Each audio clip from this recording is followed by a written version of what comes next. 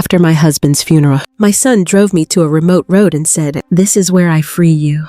Mom. He said it like a favor, like I should be grateful.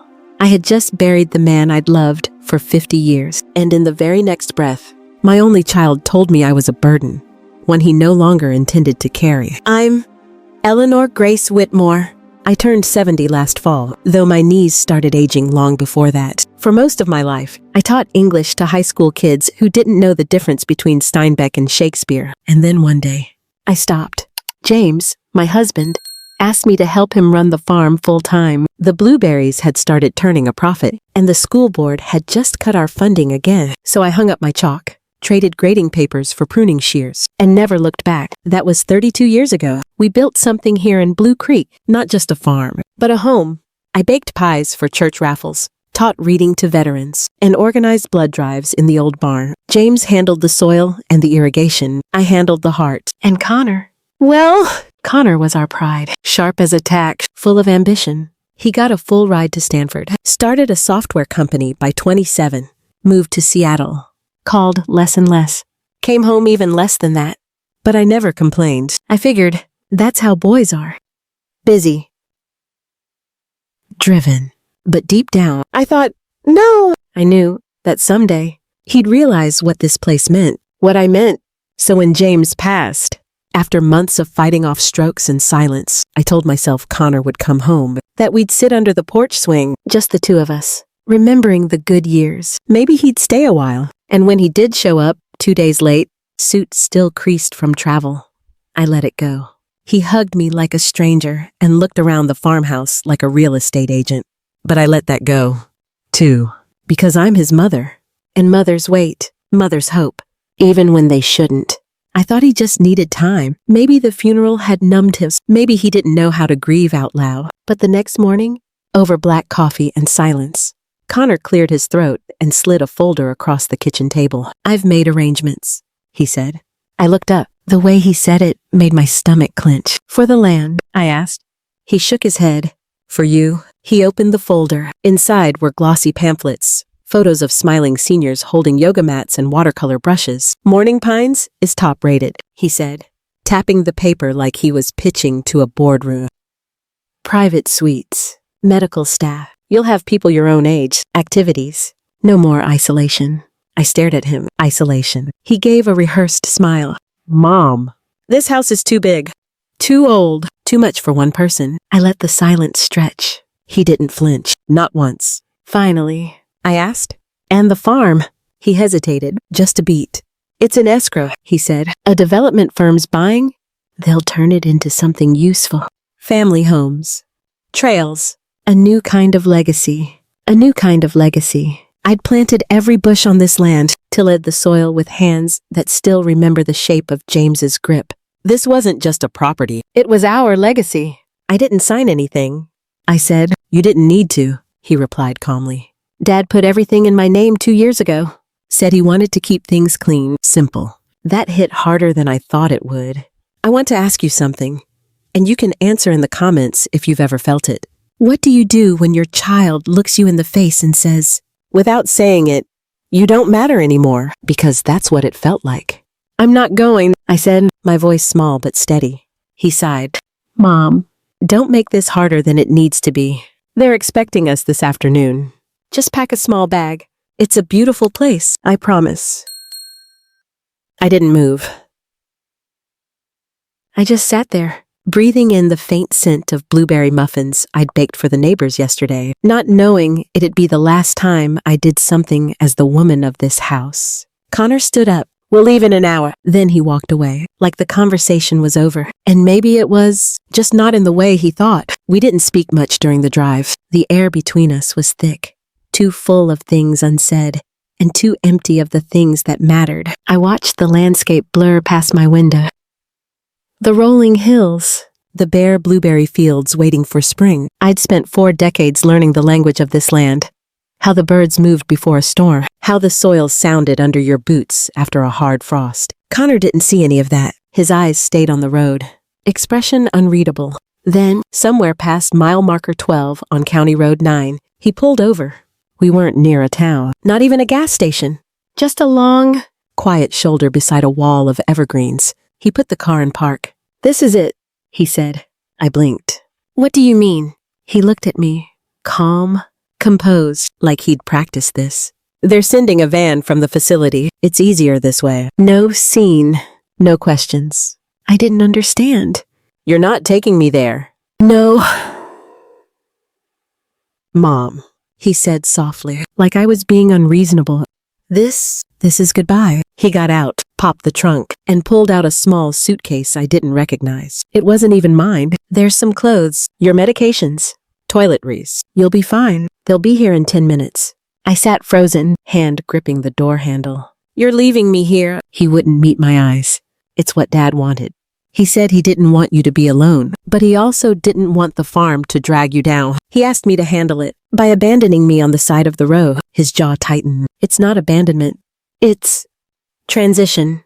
I opened the door slowly. My knees ached from the cold, but I stood tall. I wouldn't give him the image of me begging. "Goodbye, Mom," he said, and he drove off without looking back. The silence that followed was different from the one after James's funeral. That had been grief. This was something else. This was erasure. I stood there with a stranger's suitcase and the ghost of my husband's love curling in my chest like smoke. I walked. I didn't know where I was headed, only that every step away from that road was a step back toward myself. I walked through pain, through blistered feet and wind-chapped hands, through memories that cut deeper than the cold. And with each mile, something inside me stopped bleeding. It didn't heal, not yet, but it stopped pouring out for people who wouldn't catch it. The town looked the same. That was the first thing I noticed when I limped into Blue Creek 3 hours after my son left me. Main Street still had its crooked mailboxes and peeling murals from the bicentennial. The bakery still smelled like cinnamon rolls. But I wasn't the same. Clara found me first. She'd been one of my students back in '93, a quiet girl who used to doodle courtrooms in the margins of her notebook. She'd become a local attorney now, running her practice out of the old fire station. She was locking up for the day when I called her name. She turned, took one look at me, and her eyes softened. "Mrs. Whitmore." It took everything in me not to cry, but I didn't come for pity. I came for clarity. "I need help," I said. Quietly. She led me inside, made tea without asking, then listened as I told her everything, from the pamphlets to the roadside, from the will to the lie about what James supposedly wanted. Clara didn't interrupt once. When I finished, she set her cup down and said, "Let's pull the records." It turned out that in 1989, before James and I expanded the farm, I had legally purchased a small northern parcel in my own name. James called it insurance. In case one of us ever needed backup. That land hadn't been touched in decades. Just trees, a creek, and a few forgotten fences. But it was still mine, still protected, still carrying my maiden name on its deed like a secret I hadn't realized I was keeping. More importantly, it cut right through the property Connor had just sold to developers. Without my signature, the deal was incomplete. And if the developers went forward, they'd be trespassing. I sat there, holding the dusty copy of that deed, and something inside me settled. This wasn't about taking revenge. This was about remembering who I was before I was just somebody's wife, just somebody's mother, before I gave up everything for everyone else. I had something they didn't know I had, and this time, I wouldn't give it away. I looked at Clara. "I don't want to fight them in court, at least not yet." She nodded. "So what do you want?" "I want to move quietly, thoughtfully. I want to make them feel the silence they left me in." And for the first time in days, I slept. Not because things were fixed, but because for once, I was choosing what came next. I didn't call Connor. I didn't send a letter, or an email, or a message through a lawyer. I let him wonder, let him sweat through meetings with developers when they found out the land wasn't whole, let him explain why the northern parcel wasn't clearing title checks, let him feel the absence of control. I stayed quiet. That was the part he never expected. He thought I'd rage, or plead, or beg. But silence, I've learned, is where real power lives. Clara helped me transfer my portion of the land into a community conservation trust. It gave me full legal right to prevent any development that threatened natural water flow, tree lines, or wildlife habitats, which, conveniently, was just about everything the buyers had in mind. I rented a small cabin on the edge of town, paid cash. No paperwork in Connor's name, no traceable address. By the second week, I was back in my old gardening gloves, clearing out overgrown trails, talking to the soil like I used to before life got so loud. I hadn't felt this calm in years. At the general store, people had started whispering. "Is that Eleanor Whitmore? Didn't she move?" I smiled at their confusion. Let them guess. I had no interest in correcting their assumptions. One morning, I walked past the newspaper stand and saw the headline, "Development Deal Halted in Blue Creek. Ownership Dispute Raises Legal Red Flags." I bought a copy and folded it under my arm, like an old friend. That evening, I made a stew from scratch and shared it with Lucille Brennan, my neighbor from 3 cabins down. She offered me a job part-time at her plant nursery. I said yes, not because I needed the money, but because I wanted to feel useful on my own terms again. That's the thing about starting over at 70. You stop caring what people expect of you. And for the first time, I wasn't being someone's wife or mother or problem to be solved. I was just Eleanor, quiet, grounded, free. And the woman my son had tried to erase. She wasn't gone. She was just getting started. Summer came early to Blue Creek that year. The fields bloomed wild and full, as if they, too, were reclaiming something long buried. I sat on the porch of my rented cabin, a cup of tea in one hand and the local paper in the other. Whitmore land, protected by community trust. Developer withdraws, entire project. They didn't print my name. I didn't want them to. But the people who mattered knew. Clara stopped by that afternoon with a folder full of paperwork, officially finalizing the conservation status of my land. She left it on the table and said, "You did this." I didn't answer. I just smiled, folded my hands around my tea, and let the silence speak for me. Connor never called, never wrote. But word travels in small towns, and I'd heard whispers.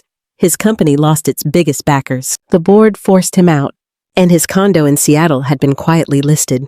Melissa from the post office said she thought she saw him back in town once, driving past the old farm. He didn't stop. I don't think he ever will. And you know what? That's fine. Forgiveness isn't owed, especially when what was broken wasn't just trust. It was identity. These days, I help at the nursery 3 days a week. I teach gardening to kids from the elementary school and cook with Lucille on Sundays. Next spring, we're turning the old barn into a teaching space, soil science, seed saving, composting. We'll call it the James Whitmore Stewardship Center. He would have liked that. Last night, I sat under the stars, notebook in my lap, sketching out plans for the first harvest festival. No donors, no banners, just neighbors, food, and the land that held us together, long before anyone tried to divide it. And as I rocked gently in the chair, I realized something. I wasn't alone. I was simply free. Let me ask you something. Have you ever felt like someone you raised turned their back on everything you gave them? Did you stay silent? Or did you rise quietly on your own? Share your story in the comments. I'm listening. And if this one touched your heart, you know what to do.